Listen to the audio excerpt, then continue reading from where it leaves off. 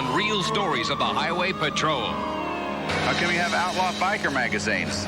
You an outlaw biker? A man on the move and a carload of questions on a Utah highway. If you lie to me, I'm going to book you. Okay, I just want to make sure you don't got any weapons on you since you actually committed a crime. Two brothers out for a ride, but the fun's over when the Highway Patrol catches up. Going anywhere in particular? No. Oh, is that to hold up somebody? A drugged-out, heavily armed car thief with a hatred for troopers. Damn pig. These are the real stories of the Highway Patrol.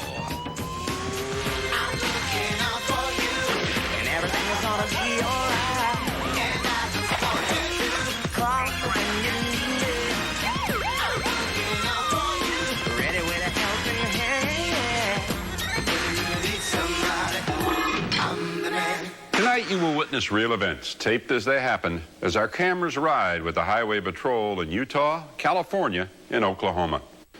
We start our shift with a call to St. George, where a car gets too close for a Utah trooper's comfort. Are these folks traveling with you? Yeah, that's my parents. Oh, they got a headlight burned out. Yeah. And the reason I'm stopping you is because both of you are catching the lane line on the right. Did you see us stopped on the side of the road back there? Yeah, I sure did. Well, you buzzed us. You got really close to us on the lane line. You need to get over to the left lane if we're stopped in the right lane. I apologize. Are you moving, or what are you doing tonight? Yeah, we're moving to Colorado. Oh, are you? Yeah, off to Boulder. Do you have your driver's license registration with you tonight, sir? It's about in here. So you're helping them move, or you're moving with them? I'm moving with them. Yeah, they're retired. They retired this year.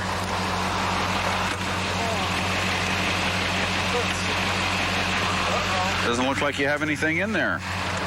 You wouldn't have any, like, paperwork in there, would you? No, this is just stuff traveling. What is it? Would you mind showing me? I can't see where you're putting your hands. It makes me just a little bit nervous. Would you just tip that up so I could see? No, I don't have any paperwork. Is that just vitamin pills, or what's in the bottle? Vitamin C, I've got a cold. Sir, one of the other things I noticed is, see the papers right there? Yes? These? No, move that. The zigzag papers. Yeah. Are those yours? Yeah. What do you use those for? Cigarettes? You use it for marijuana? No, sir. Do you have any marijuana in the car? No, sir. Do you have any marijuana in that bag? Not with my parents. No, sir. Okay, well, sir, we're going to need to check, okay? Do you have any drug paraphernalia in there? No, sir. I just got my notebooks. I got my outlaw biker magazines. I got my people magazines down here. How come you have outlaw biker magazines? You an outlaw biker? Oh, you just like the girls? Okay, what I need you to do for me, why don't you turn your car off, step on over here for me for just a second. Yes, sir. It's been my experience that the cigarette papers usually accompany marijuana, okay? Yes, sir. So I have reason to believe that you may have drug paraphernalia or maybe drugs in there. Do you occasionally use marijuana? Occasionally, but I don't. You don't have any marijuana in the car? No, sir. Would it be all right with you if I check just to make sure you don't have any marijuana? I prefer that you didn't. I have a reasonable cause to search your car because I know of the papers. You may. Yeah. So you don't want me in there because you have marijuana in there? Is that the problem? No, sir. Hey, look, let me tell you something. Yes. You'll tell me the truth. I'd be willing to work with you. If you lie to me, I'm going to book you. I do have a little marijuana. Okay, well, I appreciate your honesty. I have a very small amount. I have not used any. Okay. I am not driving under the influence. How much is a small amount? About 1 gram. Can I surrender it to you? Yes, may I check your pockets first? I don't want to turn my back on you, all right? Yes, sir. Do you have any weapons in your pockets? No, I don't. Do you have any marijuana in your front pocket? Do you have any marijuana in your pockets? No, sir. Okay. As soon as we unzip the bag, you can smell fresh, raw marijuana. Here's the bong. Oh, that's a fancy, fancy bong. Look at that bong. Okay, the marijuana is going to be, there's some in this little baggie right here. A little bit of marijuana right there. Well, that's pretty good. It's 2 compressed buds. Look at that. And then he's got a couple buds in this Tupperware thing. That's where he said it would be. Boy. Smell making your eyes water? This will just take a second. We're just going to finish checking the car real quick. Then hurry along the best we can, okay? We'll talk to your folks, have them come back, visit with them, and let them know what's going on and see what they want to do. What we're going to have to do is take him down to the jail and have him pay a $200 bail for possession of marijuana. Okay. Told him we'd work with him a little bit, and he's been a really good kid with us. Yeah. He told us about the marijuana and the paraphernalia, so we're not going to charge him with the paraphernalia. Okay. But he's going to need $200. We got that. Could one of you drive his car, follow us down to the jail? Yeah. He'll be in the jail long enough to post the bail, and then he'll be released, and then you can take him, and then he can drive after that. The son was charged with possession of marijuana, a misdemeanor. He was released on $200 bail so he could resume the move to Colorado with his parents. He was eventually fined $405, which he paid. How you doing? The reason I stopped you is because it doesn't appear that you're old enough to have a license. Do you have a license? No, I don't. Not only that, you didn't stop at the stop sign there when you made the right turn. Okay, you got anything with your name on it? No. How old are you? 16. I'll be 17. What's that? I'll be 17. But you never got your license, is that it? Okay, you got any registration on this thing?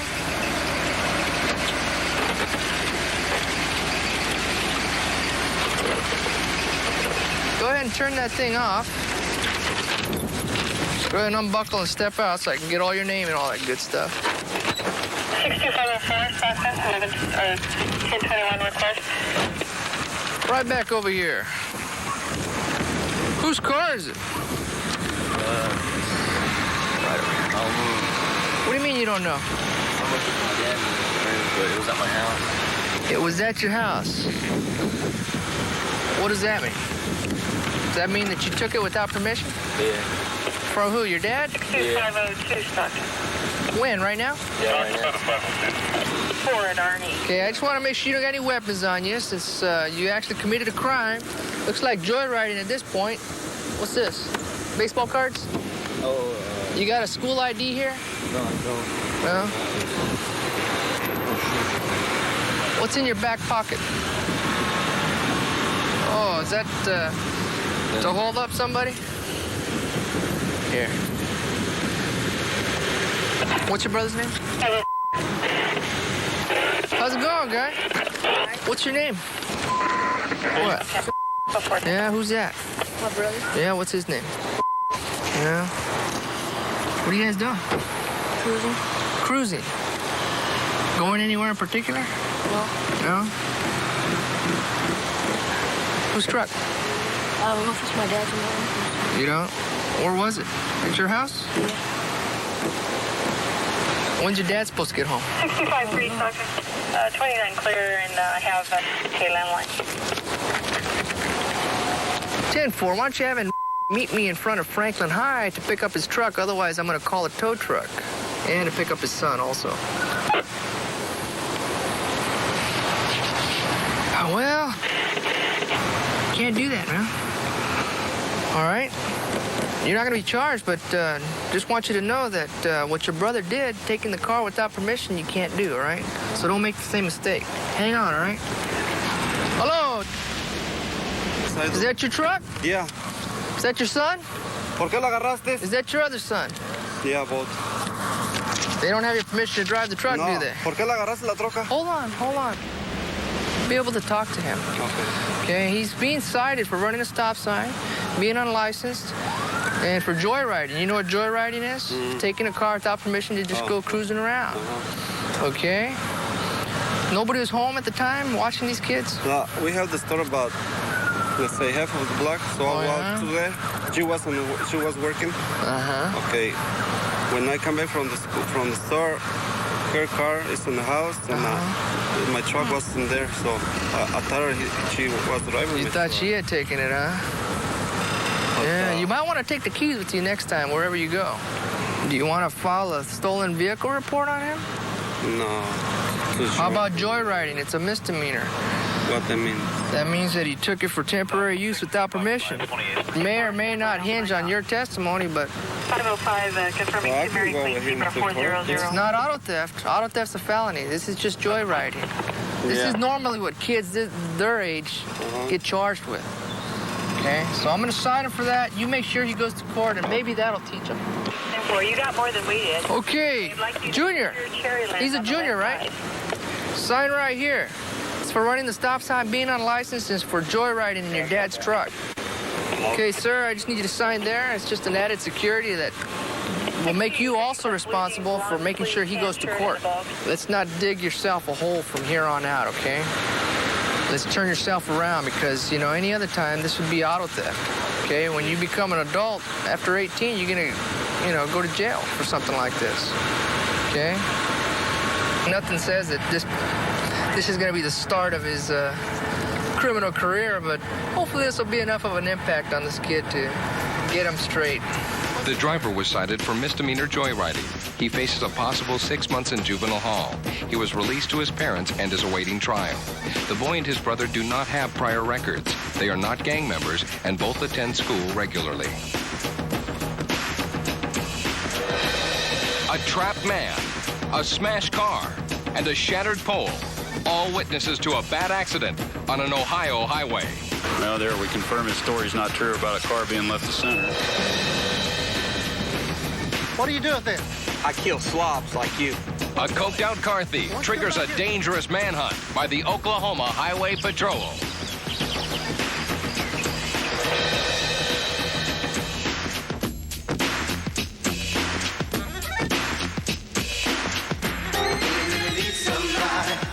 I'm the man. Respond to Massari. We're en route to sounds like a one-car accident. The vehicle apparently hit a sign or something, flipped over. Sounds like there might be injuries. Kids trapped in the car and overturned. So far, we find one occupant. This driver here. You just getting off work? No, sir. Where are you coming from? Actually, the bar. How much you had to drink? About 2 or 3 beers, actually. Okay. Were you alone in the vehicle? Yes, sir. Okay. I'll talk to you at the hospital, all right? Yes, sir. So you just worry about getting better here for the time. You hit your head or anything? I hit a little bit. There was a guy who did cross the double yellow lines. Somebody crossed the double yellow line? Yes, sir. Focus on the tip of this pin here. Just follow from side to side with your head or with your eyes. Okay. You got a broken pole up there. He hit pole too? Yeah, right there. You saw it happen? What'd you see? He was coming out through here and he just like put on the brakes, slid sideways, and it hit that and it flipped. After it hit the telephone pole, and it stopped right there, and I ran outside. Was there any other cars around? Wasn't none. Okay, why don't you stick around here by my car? I want to get a statement from you, okay? Thanks. Well, there we confirm his story's not true about a car being left to center. We're going to respond to the hospital and question the driver about what happened further and probably get a blood alcohol test. I smelled strong odor of an alcoholic beverage on his breath. He admitted he came from a bar and had a few beers, so we'll check him out for DUI. There you go. Okay. I mean, honestly, I have no excuse for what I did. I ain't gonna admit no excuse, but I have been through a lot of hell, but I'm responsible for my actions, so I will take responsibility. Okay. Looks like he is going to be DUI. Had him do a little portable test there. He's more than double the legal limit. A lot more than that for somebody his age. He's only 20 years old. He's not even old enough to drink. The driver was treated and released from the hospital the next day. His blood alcohol level was more than twice the legal limit. He was charged with DUI and failure to maintain reasonable control of his vehicle. He faces 6 months in jail and a $1,000 fine. His license will be suspended for 90 days. He was released and is awaiting trial.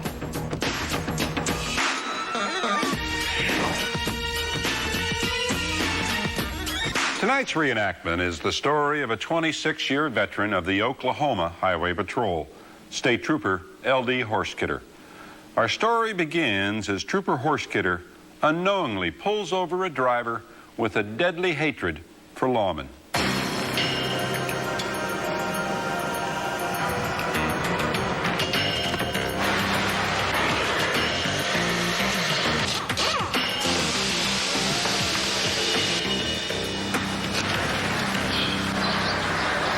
weeks, we could use some more Mustangs if you come across them. I'll keep my eyes open. It's worth a little bonus. Like you promised today? If you've got the time. Yeah. To support his drug habit, 36-year-old Terry Beacon steals cars, strips them down, then sells them to anyone who'll buy them. That's some good stuff. Ma'am, I'm just going to give you a warning at this time. Thank you, officer. Trooper L.D. Horskidder has been with the Oklahoma Highway Patrol for more than 20 years, married with 4 grown children. His uncle was also a trooper.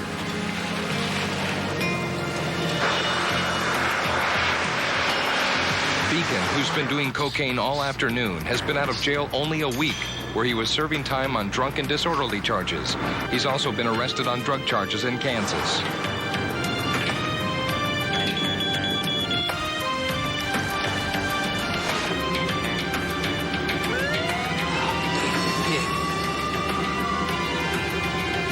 Now he's on his way to a chop shop with a stolen gun in a stolen car, and he doesn't want to be found out.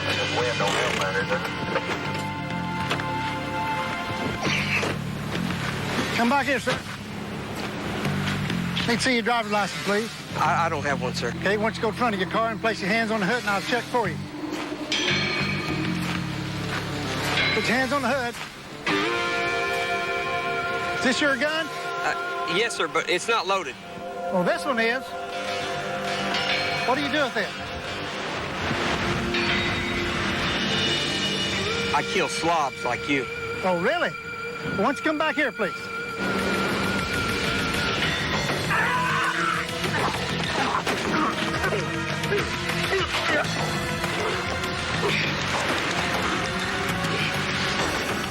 A crazed gunman turns the tables on an Oklahoma trooper when we come back.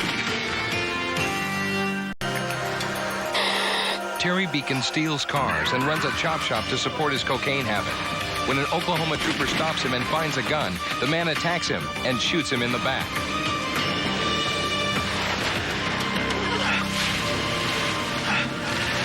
Two of the rounds go wild, but the third bullet hits the trooper in the back and punctures several vital organs.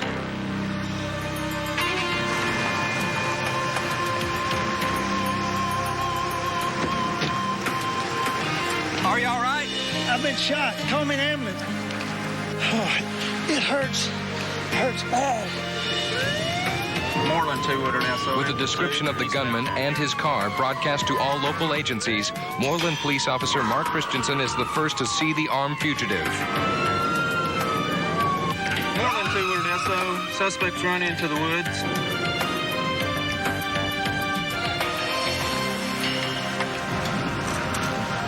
The gunman is a trained military survivalist and has so far managed to avoid capture.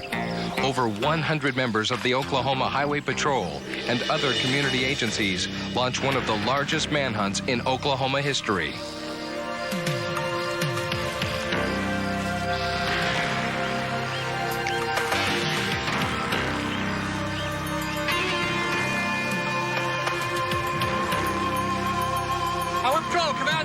They track a set of footprints leading to the man. He pled guilty to shooting with attempt to kill and was sentenced to 30 years in prison. Then I tried to get up, and I couldn't. I could hardly breathe, so I called on the Lord for help. And the Lord gave me from a non-breathing situation to a breathing situation. It hurt. The pain's almost unbearable, but I managed through the Lord's help. Trooper Horskidder spent 2.5 months in the hospital before returning to duty. He received a Purple Heart for this incident. He now works in motor vehicle inspections. Next. Means a drunk driver to most people, but medications can also influence your ability to drive. Both prescriptions and over-the-counter remedies can slow reaction time, induce drowsiness, or affect other senses. Many medications also add a special warning. Don't mix this product with alcohol. The combined impact of drugs plus alcohol can have a far more serious effect than either by itself. Drugs are intended to make you well. Don't let their misuse make you or another an accident victim.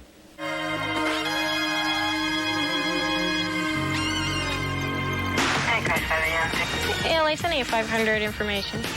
Okay. Next station 12294 to UCB. Yeah, wait until I get stuck in a flood here.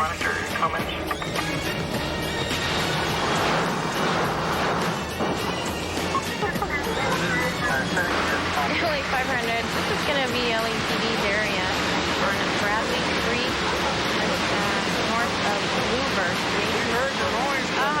You saw the water. Yeah, I saw from the freeway.